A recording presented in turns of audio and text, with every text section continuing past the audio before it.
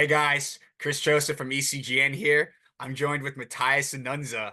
Matias Inzunza is a virtuoso classical guitar performer, playing in group music, playing at concert halls all over the world. I was able to capture his personal project, Asterion, based off of the short novel of the same name, and he selected some music selections to go along with it. So he's going to talk with us about that today. Matthias, thank you so much for having us today. Thank you for joining us. First, tell us a little bit about yourself. You know, how what got you into classical guitar, where you studied music, and where you're located. Yeah, of course. Of course. First of all, thank you so much, Chris, for having me. And okay, yes, I'm Matias Inzunza in Spanish, or Matias Inzunza, as you said it perfectly. And I'm a classical guitarist. I was born and raised in Chile, and it was there when I started studying classical guitar at the University of Chile, and then I moved to Paris and I studied with. Okay, my first teacher was Jimena Matamoros. This name maybe rings a bell because she's the composer of Mixturas, the piece I played. Yeah, Yeah, and then was I moved to France. I studied with Roland Diens. Maybe you might I'm a huge Roland hear Diaz about him. fan. Yeah, the Tango in the Sky. Yeah, Hollandians. And then I came to Spain and I studied with Guillem Perezquer, a great guitarist from here. So that they were my three teachers studying classical guitar. Of course, we do a lot of master classes with another masters and so on. But yeah, those three teachers. And I'm based in Barcelona right now. I've been living here for the last 20 years, actually. Cool. Yeah, Eh, or something Awesome. like that. Yeah. Awesome. So that was awesome. So like, yeah, I remember I went to a Brooklyn Classical Guitar Society meeting, and I'm friendly enough with the guys over there, and they're like such a cool crowd. And Yeah.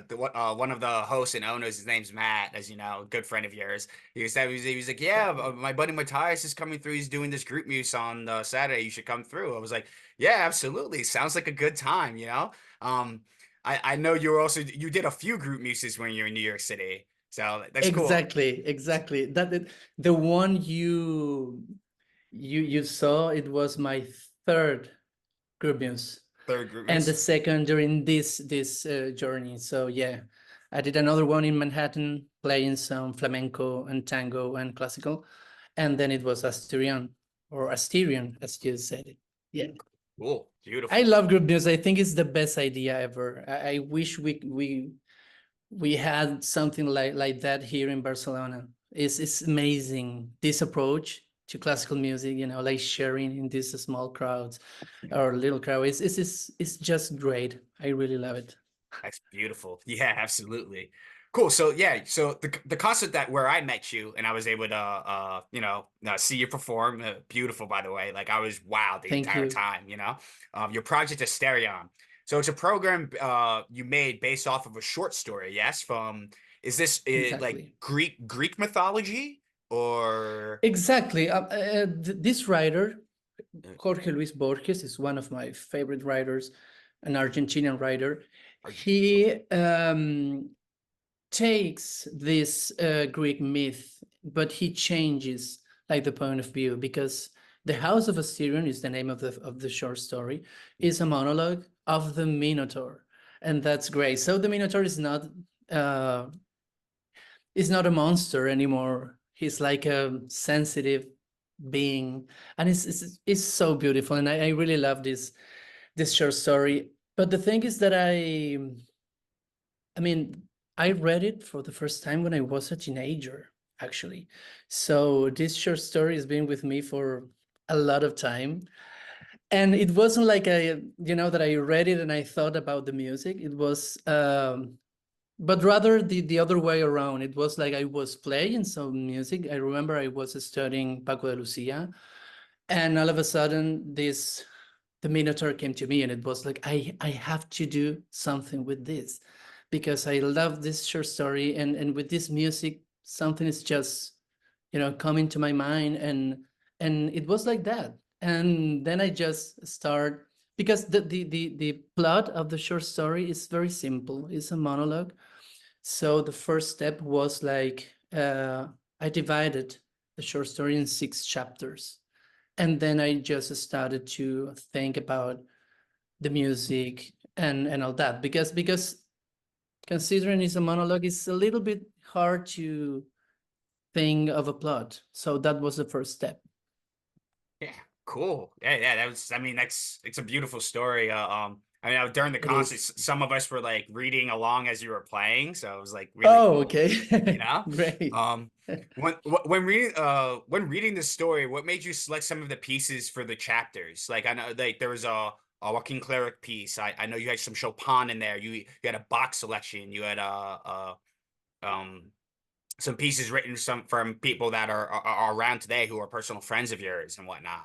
Like Yeah, exactly. I think when it you were was, yeah, selecting, sorry. no, you're okay. Like when you were selecting like the program and whatnot, how did you go about selecting these pieces? Were you like were you reading the chapter and you were like, I feel like this piece would be like a really good selection, just putting a little shot of the program Exactly. up here. Yeah, Mhm. exactly. It was like a mix, there is, for example, the first chapter, it was after thinking about this idea. It was, I mean, I think about this labyrinth, but I don't know what kind of music can I put this. Actually, there is a rough version of Asterion with some Brower music in this item, in this labyrinth, the first chapter. And then I switched to Joaquin Clerch, because when I first heard this music, it was like, yeah, this is the labyrinth. It was like I was all the time thinking about which music could be better. But for example, the finale of Antonio Jose Sonata, it was a piece that I played a long time ago, maybe 10 years ago. But I was thinking about this chapter, Redemption, is when the Minotaur gets killed.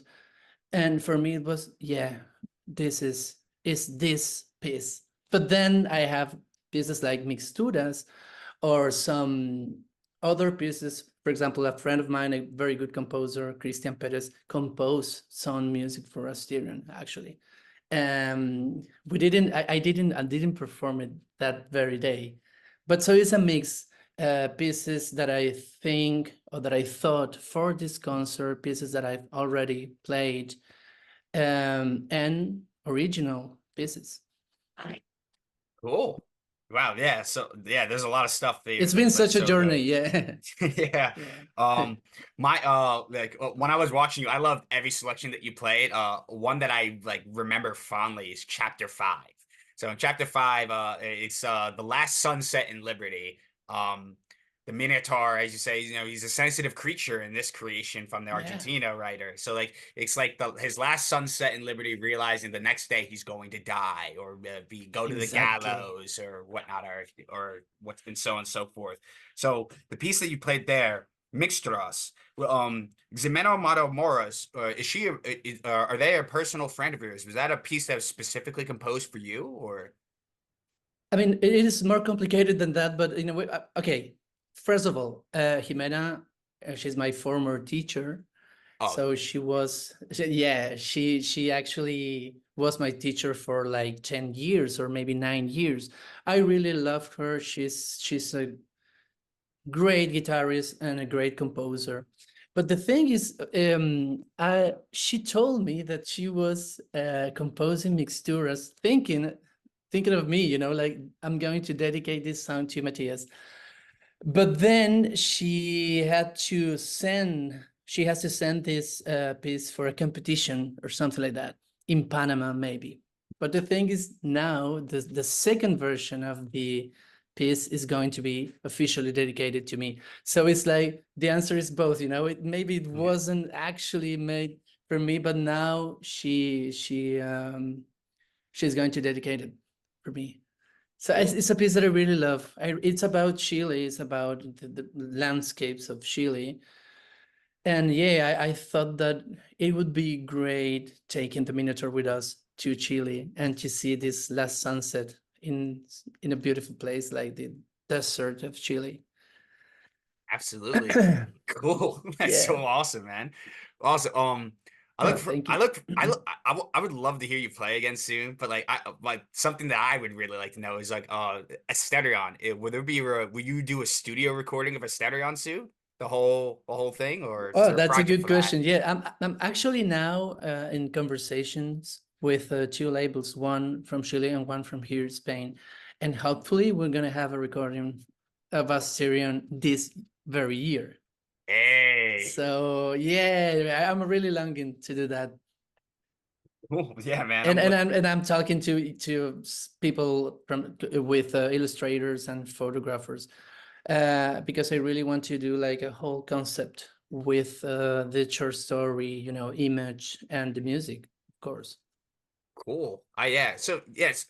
So that's a very good point. So like the short story and the music. So like when you're in, I think it's what is it, chapter.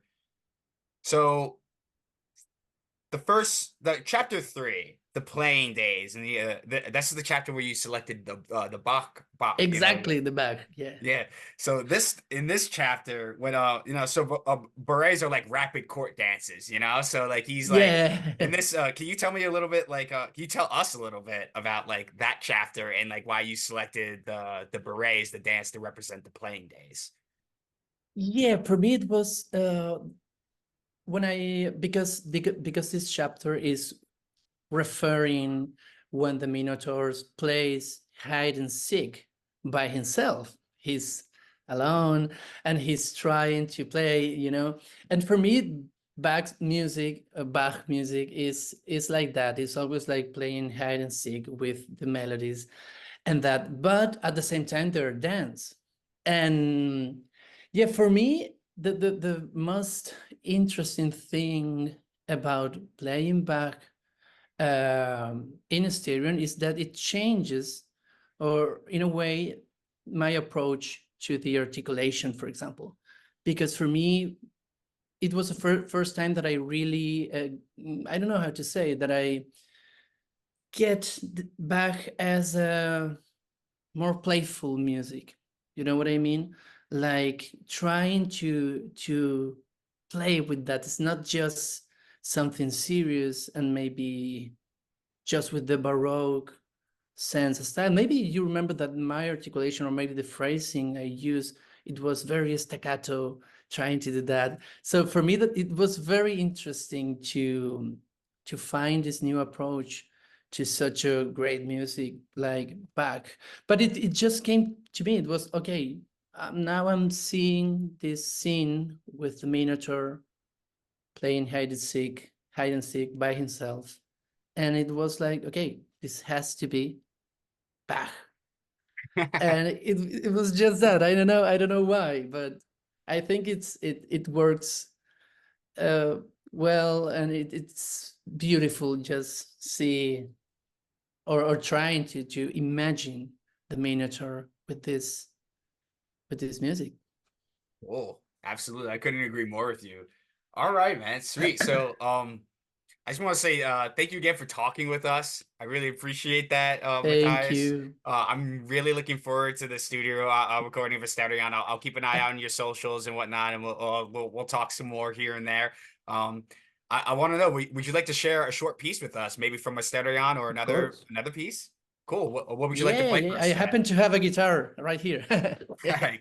Cool. Cool. Yeah.